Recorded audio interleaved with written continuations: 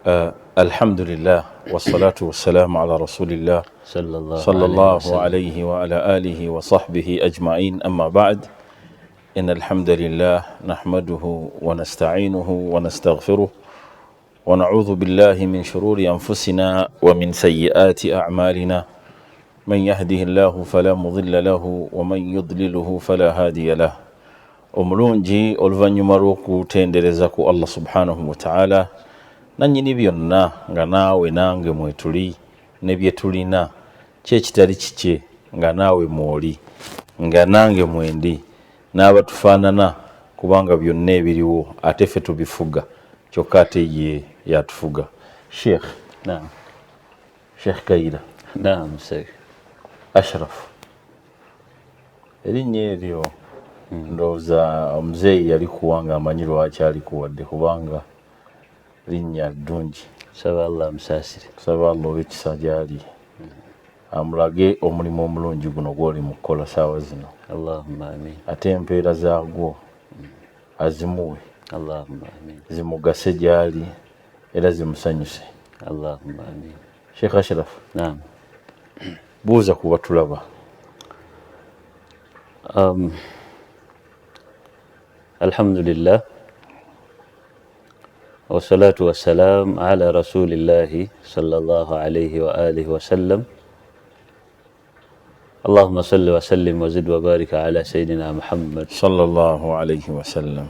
tibbil qulubi wa dawaiha wa afiyatil abdani wa shifaiha wa nuril absari wa diyaiha wa qutil arwahi wa ghidhaiha. Sallallahu alayhi wa sallam. Sallallahu alayhi wa ala alihi wa ashabi ajma'in. Abalungi abatulaba, ate salamu alaykum wa rahmatullahi wa barakatuh. Wa alaykum assalam wa rahmatullahi wa barakatuh. Sabo nange ndi mubakulaba era mbadde nina okugiddamu. Alhamdulillah. Obulungi atulaba, njagala okutandika okunyonyogera Sheikh Ashraf mu mutwe gwe, ku lulimi lwe, kuyiteko ebiva eri Nabi Muhammad sallallahu alayhi wa sallam. Sheikh Ashraf, naam, kasida ya Busiri ogimanyi gye bayita al-Burda? ngimanyi sebo.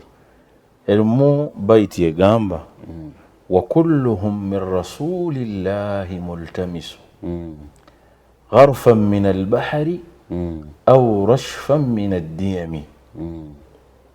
Bonna ku mutume kwe basoma oba oyodde katono oba gharufa lwe lubatu oba oyodde bw'oyagala ennyanja nabbi nnyanja oyoolako, bw'oyagala lubatu oyoola.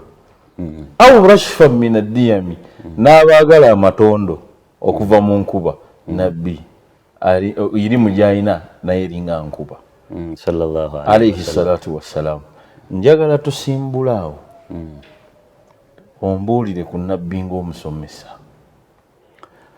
Naam, alhamdulillah, Allah tumwebaza okuba nti akyatuwadde mu biseera byakyatuwadde nti tulinamu obudde nga buno obwejjukanya amateeka ge jalla jalaaluhu n'okwogera ku mutume Muhammad sallallahu alayhi wa alihi wa sallam. Mu bimu ku byamagero by'omubaka Muhammad sallallahu alayhi wa alihi wa sallam kwe kuba nti teyatuulako mu kibiina, ng'ate awamu n'ekyo yali musomesa nnakinku. kafaaka bililmi fil ummi mu'jizata. Ya Allah, Allahu akbar. Awo kuonyaawo yali teyatuulako mu kibiina, naye ng'ate mwana wattu bw'onaanoonya omusomesa amwenkana ekyolubaawo kyentegeeza teyasomako nti ayingidde mu kibiina omusomesa adde ku lubaawo akole ki amusomese. Naye ate ojja nnoonya omusomesa amwenkana nga taliiyo. Ebigambo ebyo katusooke tunule mu Qur'ani ey'ekitiibwa. Allah subhanahu wa ta'ala yennyini atulaga nti mutume Muhammad sallallahu alayhi wa alihi wa sallam yali musomesa. nabbi Muhammad kana rasulan mualliman. Allahu akbar.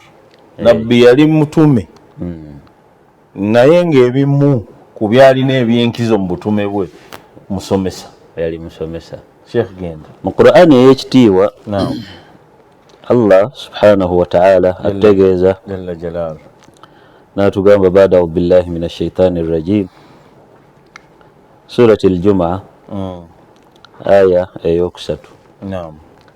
agamba Allah huwa alladhi ba'atha fil ummiyina rasulan minhum yatlu alayhim ayatihi wa yuzakkihim wa yuallimuhum alkitaba wal hikma wa in kanu min qablu lafi dhalalin mubin.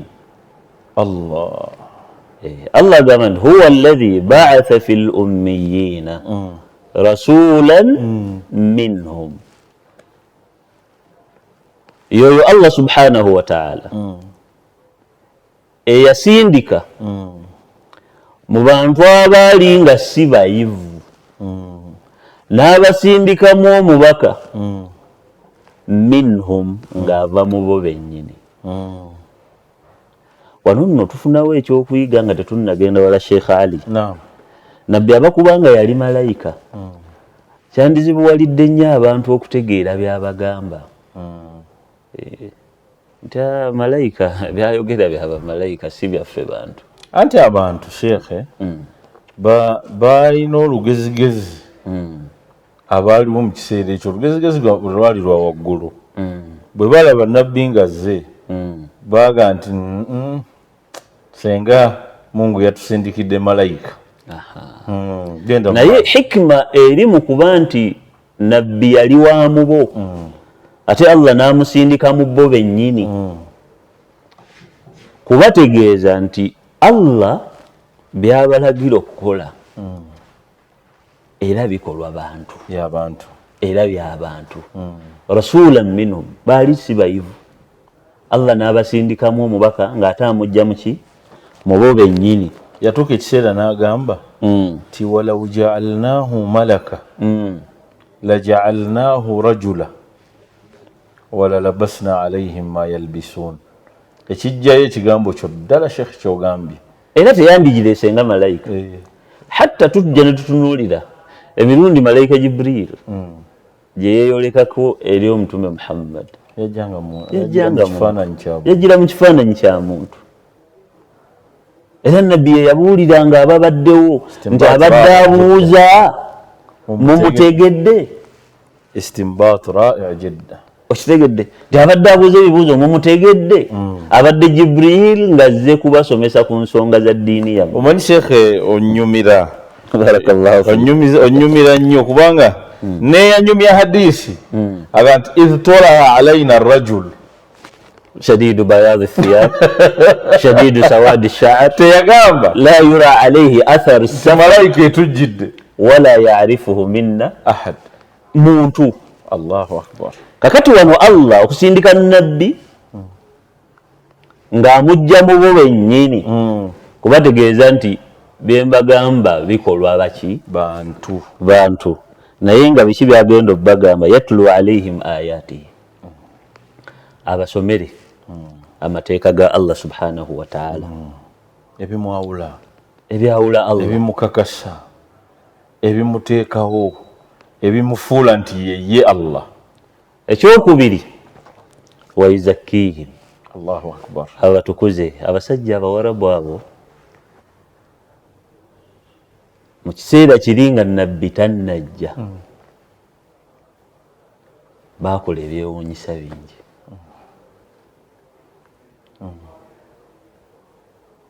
Mu byo omuntu watuukira okugamba nti ejjinja eryo ye Katonda wange. Omuntu n'akwata entende z'amanyi nti kyakulya n'abumba mu Katonda n'agamba ono ye Katonda wange. La ilaha illallah.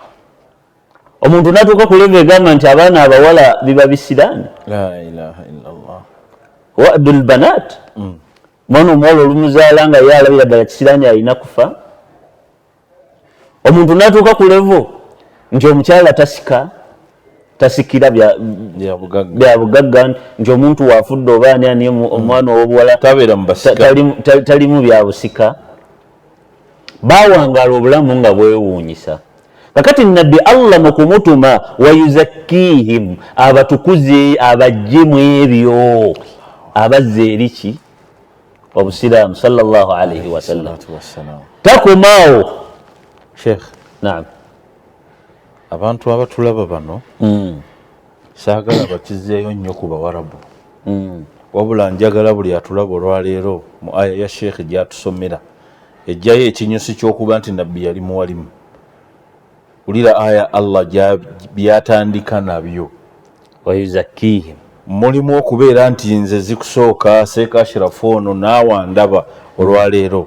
Seeka olinayo osobola okubala bajjajjaabo 18 nga bonna ba la ilaha illallah? Kizibu. Ogenze wala ogenze wala bajjajja ezo generations ogenze muzaawala.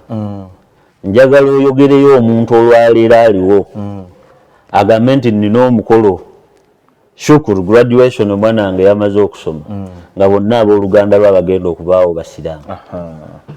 Kati Allah jalla jalaaluhu aleeta nabbi sallallahu alayhi wa sallam yuzakkihim, kubanga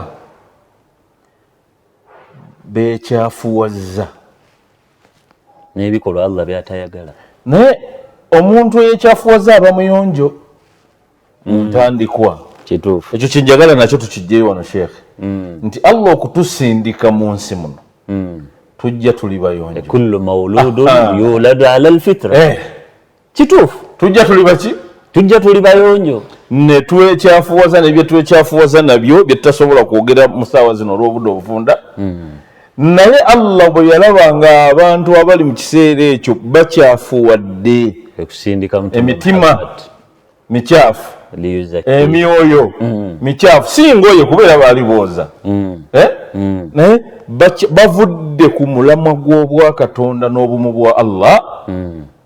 Nabbi najja yuzakkihim, ababuulire ekizza emyoyo kuki? Ku Allah subhanahu wa ta'ala. Teyakomaawo. Lwaki Allah yasindika nabbi nga wamubu wa yuallimuhum alkitaba walhikma. Afusa omusomesa kati wano wewali ekinyusi. Wa yuallimuhum, abayigirize, abasomese alkitaba, Qur'an ey'ekitiibwa, Qur'an ey'ekitiibwa, walhikma ne sunna.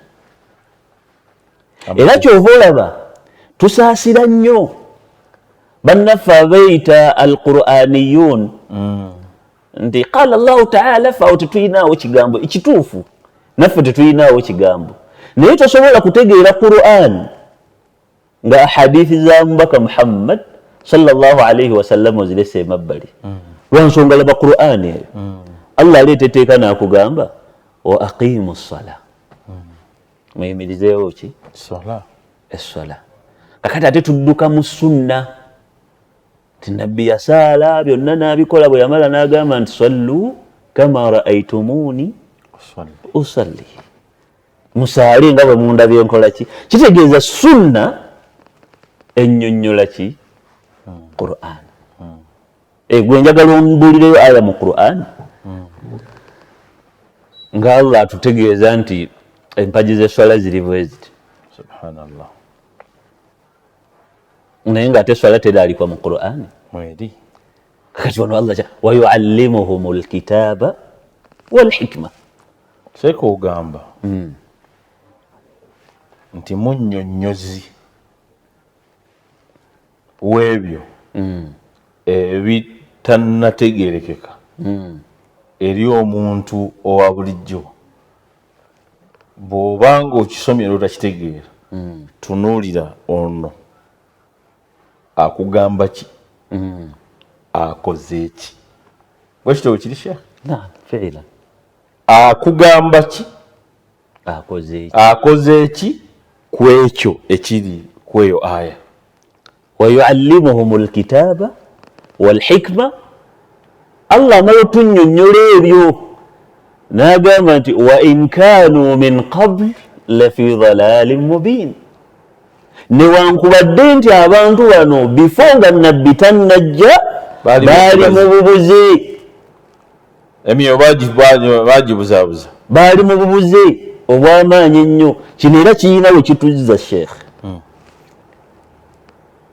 Omuntu totunuulira muntu n'ogamba nti abo baabula twabajjako emikono.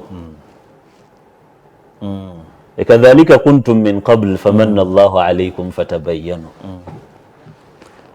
Gwe olowooza nti kati mbu imaani ye eri waggulu nnyo mbu era mwabaatereera, nammwe bifo bwe mutyo bwe mwali. Allahumma ij'alna min ahli alhuda.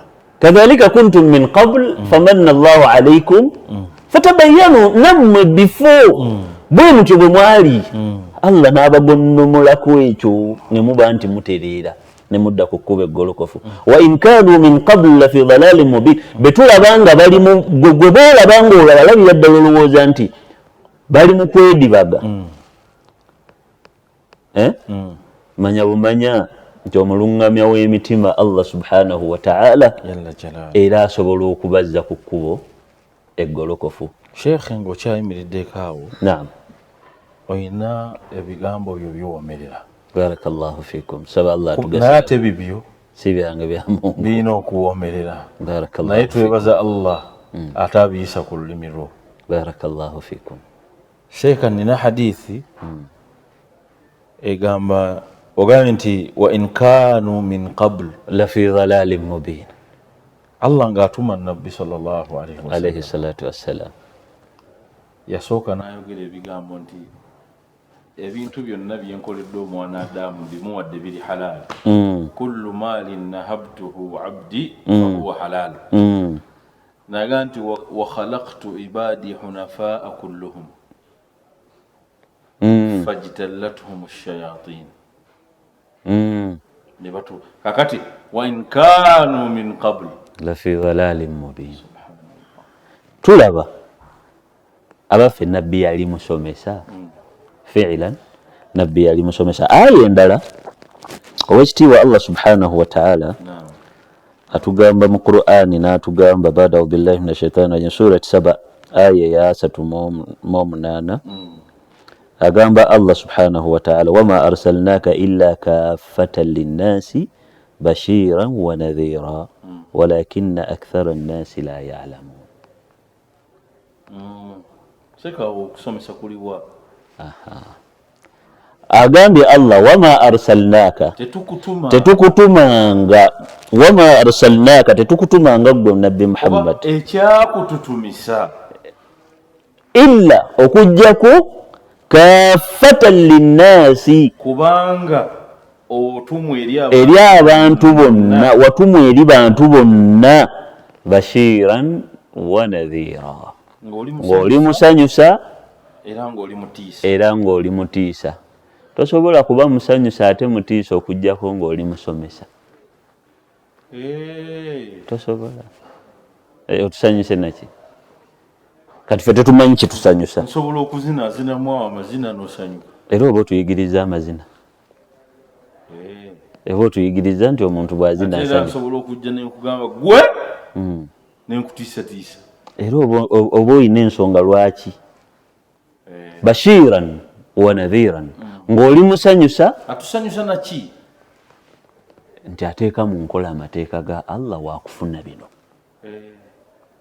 Tagenda kugamba ateeka mu nkola amateeka ga Allah nti wakufuna bino okujjako ng'asoose kukusomesa amateeka ga Allah kyago, nti singa oba ogatadde mu nkola ofuna kino. Ate era amateeka ge gamu ago akugambye nti singa ojja n'ogakubako ekifuba era ofuna bino. Okusanyusa n'okutiisa byetooloolera mu kusoma. Akasito kitaddemu ekigambo mu mateeka teri ayinza kuba nga tasomye busomi. Oyo mbaka Muhammad sallallahu alayhi wasallam, ayati nyingi, subhanallah, ayati nyingi bw'onaasoma Qur'ani eyo ezikumala okutegeera nti ddala nnabbi. Ate bano abatugamba kiteyasoma. anti bwe nabadde ntandika Sheikh Ali omuluzungu yamuyita preamble introduction nagambye nti muzimu ku mujiza ze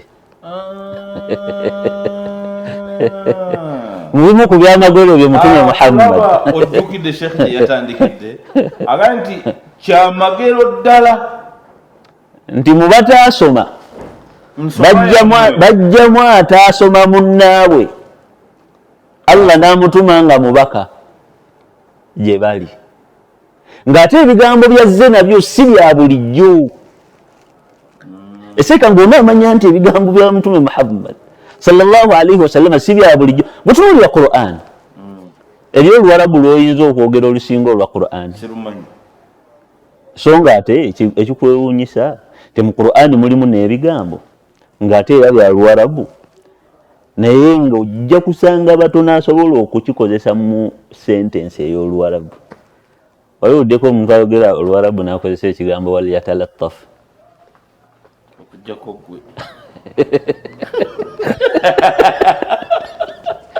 naye si kya luwarabu kakati Qur'an yo yennyini kyamagero kakati ate kugwe yakkako waliwo sheekhe mwagala nnyo ayina okusomesa kuwasomesa naye ayina kyayita gharibu lquran gharibu lquran ebigambo nga mu Qur'ani mwebiri naye nga n'abamanyi olulimi bibakalubirira okutegeera kakati eyo Qur'an kyokka nga byakka ku Muhammadi sallallahu alaihi wasallam nga yateekeddwa bibabulirira naye nga bikalubirira basomi katulabeko ku ahadith obujulizi obutulaga nti Muhammad sallallahu alaihi wasallam yali musomesa. Hadith esooka sheekhe wange yali teacher wa nursery yali teacher wa primary yali musomesa w'abantu bonna yali lecturer mu university ku level esooka yali lecturer ku level ya masters lecturer ku level ya doctorate lecturer ku level ya professor ani asembayo kuba ate ye yasomesa ba professor olwaleero. Kati ekibuuzo kye njagala okubuuza ali eyo yenna atulaba al'an ketubeffe olwaleero kibuuzo kiikyo sheekha kibuuza nahnu fi madrasati Muhammad subhanallah bannange ffenna tuli mu ssomero lya nabbi Muhammad sallallahu alaihi wasallam ye baiti yegamba nti wa kulluhum ne bonoobaani min rasulillahi multamis ku Muhammad kolina okujja kwetwekutte tuti madrasati Muhammad. Njagala otunuulire mu jiil eyiye nabbi Muhammad ku mulembe gwe alladhina takharraju min madrasatihi abo be yawa ijaaza abaafuluma n'agaa nti kati gwotuuse mu ssomero lye n'olwaleero bwe tudenda eyo ojja kunzija ku mulama guno Sheikh Ali. Bantu baafuluma mu ssomero lya nabbi Umar batugamba twali awo nga tutudde abaana tuli mu masigidi buli wamu baasomerawo naye nabbi yasomesezanga nnyo basahaba mu mazikiti olw'okuba nti yatuma eri abantu bonna buli lwe yasanganga abantu kwabanga kusoma. Hadith gye tugenda olaba rawa Ibn Majah fi sunanihi والدارمي في سننه واللفظ لابن ماجه عن عبد الله بن عمرو بن العاص رضي الله عنهما قال عبد الله بن عمرو بن العاص الله بن سيمن تاتوي أقام أنت خرج رسول الله صلى الله عليه وسلم ذات يوم من بعض حجره رمو متم محمد صلى الله عليه وسلم يفرم ng'ava mu kimu ku bisenge bye fadakhala almasjida n'ayingira omuzikiti faidha huwa bihalqataini agenda okusanga nga basahaba bali mu gurupu bbiri mathalan oyingidde muzikiti waliwo gurupu etudde mu nsonda eri gurupu endala etudde muki mu nsonda eno ihdahuma yaqra'una alquran gurupu emu yali esoma quran wa yad'una allaha ta'ala nga bwe basoma nedduwa basaba allah baali basoma quran nga bwe bakola ki nga basaba allah subhanahu wa ta'ala wal ukhra gurupu endala yata'allamun wa yu'allimun wal ukhra gurupu endala yata'allamun basoma wa yu'allimun nga balina n'ababasomesa mu bo nga mulimu ababasomesa nga waliwo n'abasoma nga nze olwaleero ne Sheikh Ashraf asomesa ndi mu kusoma naye tuli wamu tusomesa ffendi nga naawe era bw'oyogera nange nensoma nze ndi wamu n'abatulaba tutudde otusomesa era tusoma naam waliwo abasoma nga baliwo n'ababakola ki n'ababasomesa faqala nabiyu sallallahu alayhi wasallam nabbi kyeyava agamba kullun ala khair mwenna muli ku bulungi mwenna kyemukola kirungi haulai yaqra'una alquran wa yad'una allah bano basoma qurani ate nga bwe basaba allah sheeka omuntu waba ayagala okusaba allah asomayo ku qurani tekiriimu kabi sheeza allah tebamubamira kakati olaba muntu munno ne bwoba onaamutegeeza ensonga sijja straight kugamba Sheikh Ali njagalayo ku ssente sikutandika ntyo tolaba kebabe bannaffe bano bwe tuwangaala nabo obulamu bakabakyala baffe naye takutuukiramu butuukizi ti tata hiro njagala ssente naye asooka najja n'akubuuza tata hiro akatunda ndeete oyagala kalimu micungwa oba kataliimu sukaali wamugizeegizeemu bandeete kataliimu sukaali kati gwe nga gwe n'omanya nti kati gwe nga gwe n'omanya ekiddako walillahi alhamdu mungungumya naye nabbi agamba nti haulai yaqra'una alqur'ana wa yad'una allah fa in sha'a ataahum wa in sha'a mana'ahum bali mu kusoma qur'an ate nga bwe basaba allah bw'aba yagadde allah ajja kubawa kye basabye ate nga bw'aba nga bw'asiimye allah tajja kukola ki tajja kukibawa wa haulai yu'allimun wa yata'allamun ate bali waliwo abasomesa abalala nga bwe bakola ki abalala nga bwe basoma kyeyava agamba wa innama bu'ithtu mu'alliman wa innama bu'ithtu mu'alliman naye nze allah bwe yali yantuma nga ndi muki nga ndi musomesa fajalasa ma'ahum n'atuula n'abali mu kusoma nga bwe babasomesa oyo mtume Muhammad sallallahu alayhi wa alihi wa sallam ar-rasul al-muallim nabbi waffe omusomesa katumalize ne hadithi eno Sheikh Ali nzikiriza Allahu akbar bismillah hadithi endala hadithi endala etulaga nti nabbi Muhammad sallallahu alayhi wa sallam yali musomesa حديث الجيبة معاوية ابن الحكم السلمي رضي الله عنه أقام بين أنا أصلي جلومو نالين كولاتي بنالين سالة مع رسول الله صلى الله عليه وسلم ومنهم بك محمد صلى الله عليه وسلم إذا عطس رجل من القوم توالي موندا مصولة سالة niwabaawo yakola ki eyayasimula omwasi gwamuyita muswala fakultu kyenava mugamba yarhamuka allah ali kutalimwe nze yasimula mugambirawo kuba mu bibanjibwa by'omukkiriza eri mukkiriza munne singa munne yasimula n'agamba nti alhamdulillah fashammitu gweddamu nti yarhamukallah kati ono yarhamukallah yajogerera muki muswala agamba faramani alqawmu biabsarihim abantu bonna bwe twali tusaala nabo buli omu ekkambe fakultu kyendava ŋŋamba wa thukla ummiyaha nga zinsanze nze